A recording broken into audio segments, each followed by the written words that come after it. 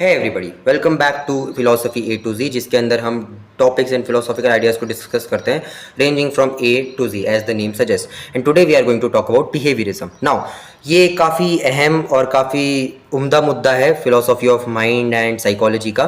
Basically इन सब की शुरुआत होती है साइकोलॉजी की ही शुरुआत से। साइकोलॉजी की जब शुरुआत हुई तब उसके फाउंडिंग फादर्स जैसे कि विल्हेम वुंट, उन्होंने एक प्रोसेस के ऊपर फोकस किया जिसका नाम होता है इंट्रोस्पेक्शन, जिसके अंदर आप खुद के बारे में जानते हो, बेसिकली खुद के बारे में ही पता करते हो, खुद के बारे में ही पढ़ते हो।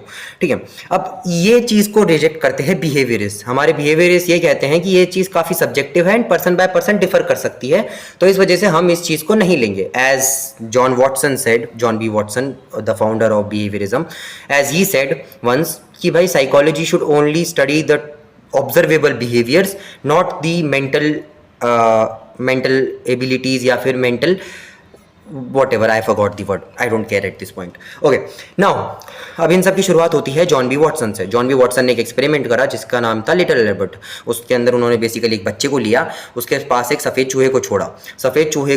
सफ़ेद चूहे से बच्चे को डर नहीं लगता था। फिर एक दो बार छोड़ा और फिर एक बार से जब उसको छोड़ा तब जोर से एक आवाज़ बजा दी उसके पास, जिसकी वजह से वो बच्चा डर गया। एक दो बार ऐसा करने के बाद अब वो बच्चे के सामने जब सफ़ेद चूहा आता तब वो बच्चा डरने लग जाता, नो मैटर चाहे वो आवाज़ आए चाहे ना आए। इसके बाद आते हैं हमारे इवान पावलोव। ये एक रशियन फिजियोलॉजिस्ट थे जिन्होंने एक एक्सपेरिमेंट करा था कुत्तों के ऊपर। इन्होंने डॉग्स को लिया, डॉग्स के सामने एक घंटी बजाई, घंटी बजाने पर खाना आता था, जिसके बाद कुत्तों की लार टपकने लगती थी, कुत्ते सैलिवेट करने लगते थे। इन्होंने यही एक्सपेरिमेंट कुछ बार दोहराया एंड उसके बाद ये इतना कंडीशन हो गए कुत्ते की जब वो घंटी बजाते थे तब वो कुत्ते सैलिवेट करने लग जाते थे, भले ही सामने खाना आए चाहे ना आए, डजेंट मैटर। फिर आए एडवर्ड थॉर्नडिक ने अपना आइडिया दिया लॉ ऑफ इफेक्ट का, जिसके अंदर उन्होंने ये कहा कि आप वो एक्शन करने के ज़्यादा चांसेस हैं आपके, rather देन वो एक्शन जिसमें आपको ज़्यादा फायदा मिले, वो एक्शन आप ज़्यादा करोगे rather देन जिसमें आपको नुकसान मिले। जैसे कि अगर मेरे को एक तरफ चॉकलेट खाने और एक तरफ तवे के ऊपर, गर्म तवे के ऊपर हाथ रखने का मौका मिले तो मैं चॉकलेट खाना ज़्यादा प्रेफर करूंगा।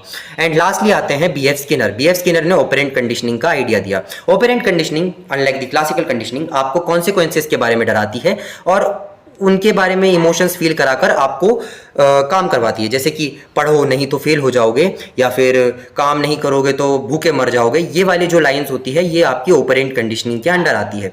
ऑब्वियसली बिहेवियरिज्म के आइडिया को अपने अपने क्रिटिसिज्म मिले हैं। ये कॉन्शियसनेस को ढंग से नहीं समझा पाती, ये कॉम्प्लेक्सिटी को ढंग से नहीं समझा सकती, ये काफ़ी एम्पेरिकल है, काफ़ी ज़्यादा ऑब्जेक्टिव है। ये साइकोलॉजिस्ट ने इसको हमेशा क्रिटिसाइज करा है, बट नॉनदलेस ये एक बहुत अहम और बहुत उम्दा टॉपिक रहा है philosophy end of mind and psychology को लेकर।